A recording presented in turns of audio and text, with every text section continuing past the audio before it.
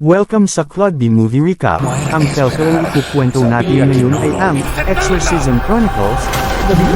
Halina't simulan na natin. Nagsisimula ang pelikula sa isang templo. Sa loob nito, daan-daang tao ang nagtipon para sa isang ritual. Paulit-ulit silang nagsasalita ng mga salita habang pilit na hinihila ang isang guya papunta sa Grandmaster, ang pinuno ng ritual.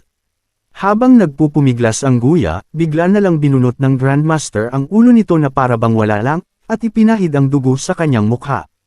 Hindi pa pala sapat ang alay na iyon, kaya kinuha pa niya ang isang lingkod na malapit sa kanya at isinakripisyo rin. Biglang naputol ang eksena at napunta sa isang simbahan. Isang pari mula sa ibang bayan ang inimbitahan doon, ngunit hindi niya makontak ang manager ng simbahan na tumawag sa kanya. Ang pari, na kalaunan ay pinangalan ng Father Park, ay nakaramdam ng kakaibang madilim na enerhiya sa simbahan. May uwak na biglang lumapag sa kanyang ulo at nabitawan niya ang telepono. Isang batang babae na nagngangalang Suni ang nagpulot ng telepono at ibinalik sa kanya bago umalis. Maya-maya, dumating din ang church manager at nakiusap kay Father Park na tingnan ang kanilang head priest.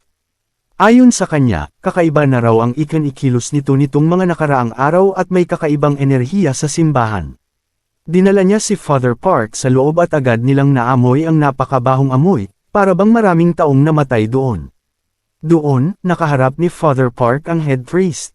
Sa paraan ng pagkakatingin nito, halatang may mali. Nagkaroon sila ng pagtatalo at nang uminit ang sitwasyon, mabilis na inilabas ng manager si Father Park. Kinabukasan, bumalik si Father Park sa simbahan, ngayon dala na niya ang kanyang malita na puno ng mga sagradong gamit. Naghahanda siya para sa isang matinding bagay, isang exorcism. Sa loob ng simbahan, kasalukuyang nagmimisa ang head priest at naroon din si Suni kasama ng iba. Biglang pumasok si Father Park at nagpalaganap ng usok gamit ang Thursday Rifle. Doon nabunyag na halos lahat ng nasa loob ay sinasapian ng demonyo, maliban kay Suni. Nalantad din na ang head priest pala mismo ang diablo na nagpapanggap lamang. Ginamit ni Father Park ang isang imahen ni Birheng Maria para labanan ang demonyo, pero napakalakas nito.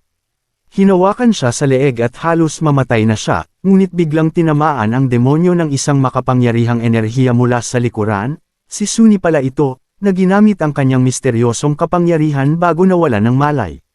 Sa tulong ni Father Park, napauayos nila ang demonyo, ngunit nang umalis ito, nangakong babalik para patayin si Father Park.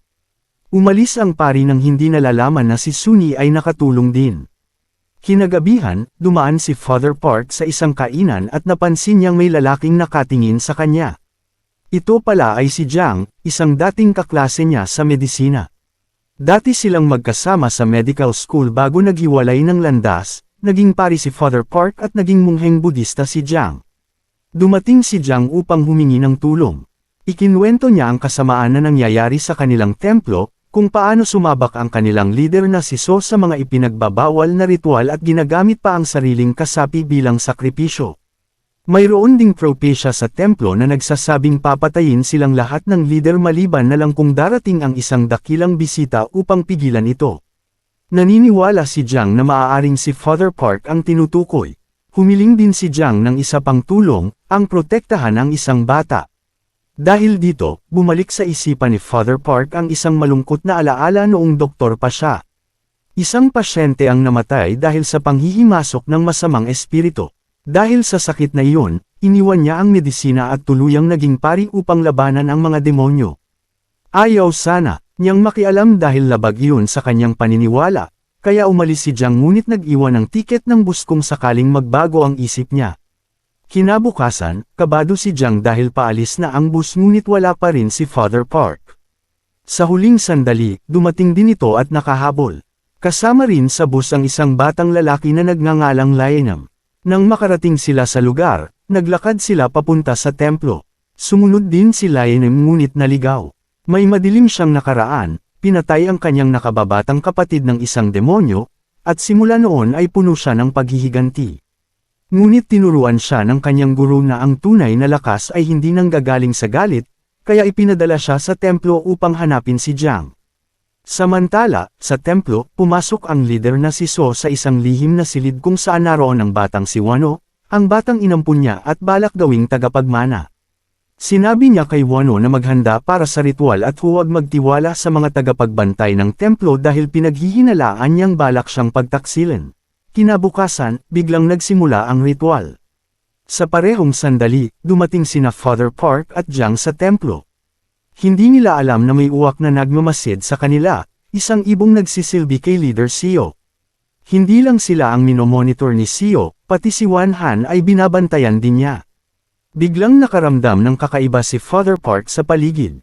Pumasok sila ni Jiang sa isang silid kung saan ipinakilala niya si Father Park sa head guardian at sa 3 pang tagapagbantay mula sa iba't ibang bansa. Ipinahayag nila kay Father Park ang totoong misyon nila, ang iligtas ang batang si Wan Han. Sinabi nila na hindi ordinaryong bata si Wan Han, siya ay matalino, may talento, at mabilis matuto sa lahat ng itinuturo sa kanya. Pero sa kabila ng lahat ng ito, isa pa rin siyang batang gusto lang maglaro. Mahal na mahal siya ng mga tagapagbantay at handa silang gawin ang lahat para protektahan siya. Alam nilang si Father Park lang ang tunay na makakapagligtas kay Wan Han kapag nakipaglaban na sila kay Leader Xiao. Ngunit biglang nagbunyag ng nakakagulat na balita ang head guardian, mas mabuting ilabas daw si Wan Han sa templo at dalhin sa lugar na hindi matatagpuan ni Xiao. Ipinaliwanag niya na balak gawin ni Xiao si Wan Han bilang huling sakripisyo sa ritual at ihandog sa Diyos na sinasamba niya. Habang nagdarasal si Wan Han sa kanyang silid, biglang sumugod ang daan-daang uwak papasok. Ipinadala sila ni Xiao upang manipulahin ang bata. Nangako si Father Park kay Jiang na paprotektahan niya si Wan Han. Papunta na sila sa silid ng bata nang biglang may kumatok sa templo. Si Jiang ang nagbukas. Ang tao sa gate ay si Lionel pala. Tinanong niya ang pakay nito, at sinabi ni Lionel na hinahanap niya si Jiang. Inakala ni Jiang na aatakihin siya nito kaya siya ang unang umatake. Nagalit si Lionel at pinakawalan ng kanyang kapangyarihan, dahilan para sumabog ang gate. Samantala, dumating sina Father Park at isang guardian sa silid ni Wan Han, ngunit nadatnan nila itong walang malay sa sahig. Biglang nabalot ng kadiliman ng buong silid, isang bitag ni Leader Xiao. Binuhat nila si Wan Han at tinangkang tumakas, ngunit natapakan ni Father Park ang isa pang bitag. Nagbago ang kanyang paningin at nakita niya ang dating pasyente niya na hindi niya nailigtas mula sa demonyo noon. Binalot siya ng matinding guilt kaya nagsimula siyang magdasal ng mabilis. Ngunit ginaisang siya ng guardian at pinaalalahan ng ilusyon lang iyon ni Xiao. Biglang inatake sila ni Wan Han na kontrolado na ngayon ni Xiao. Narinig ni na Jiang at Lionel ang mga sigaw mula sa loob ng templo. Ngunit huli na, nagsimula na ang ritual. Daan-daang miyembro ng templo ang nakahandusay na patay. Lumabas, si Leader Xiao mula sa ritual na may nakakatakot na anyong demonyo. Dumating ang mga guardian at ginamit ang kanilang kapangyarihan laban sa kanya, ngunit masyado siyang malakas. Pilit namang tumatakas sina Father Park mula sa bitag. Nagpa siya ang guardian na isakripisyo ang sarili upang mailigtas si Father Park. Bago mamatay, sinabi niya kay Father Park na iligtas si Wan Han dahil siya ang pinakamahalaga. Umalis si Father Park na umiiyak. Samantala, hindi nagtagumpay ang ibang guardian sa paglaban kay Xiao at tuluyan itong nag-transform habang tuluyang sinasapian ng demonyo. Nakita nilang lumulutang si Wan Han sa ere bilang huling sakripisyo. Sinubukan pa ng head guardian at iba pa, ngunit napatay silang lahat ng brutal. Dahil sa matinding galit, inatake ni Jiang si Xiao ngunit natalo rin siya. Bago siya mapatay, sumalakay si Lionel para iligtas siya at malubhang nasugatan. Gumamit si Jiang ng healing spell para mailigtas siya at sinabing tumakas na siya, ngunit tumanggi si Lionel dahil gusto niyang maghiganti para sa kanyang kapatid. Tinukso siya ni Xiao ng kapangyarihan at sinabing isa na siyang Diyos, pero naalala ni Lionel ang sakripisyo ng kanyang guro kaya tumanggi siya at muling sumugod kasama si Jiang. Muli silang natalo. Magsisimula na sana ang huling sakripisyo nang dumating si Father Park at itinulak palayo si Xiao. Ginamit niya ang kanyang mga banal na kagamitan at panalangin, kaya biglang nagkaroon siya ng lakas laban kay Xiao. Ngunit ginawang panangga ni Xiao si Wan Han kaya napilitan si Father Park na tumigil at nahuli siya ni Xiao. Dinala naman ni Jiang si Wan Han palayo at dito nabunyag ang katotohanan.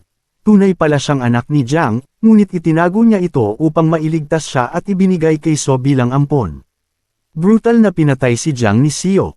Sa unang pagkakataon, tinawag siyang ama ni Wan Han habang pilit siyang ginagamot. Ngunit hindi na mailigtas ang sugat niya. Humingi ng tawad si Jiang bago nalagutan ng hininga, at labis na nagdalamhati si Wan Han. Tinangka ni Xiao na atakihin si Wan Han, ngunit sa gulat ni na Father Park at Lionel, pinakawalan ni Wan Han ang Thunderbolt of Indra laban kay Xiao. Nagsanib puwersa sina Father Park, Lionel, at Wan Han para sa huling laban. Ibinuhos nila ang lahat ng lakas nila at sa huli ay natalo si Xiao at natupok kasama ng templo. Inilabas nila ang nawalan ng malay na si Wan Han mula sa templo, at doon nagtapos ang pelikula.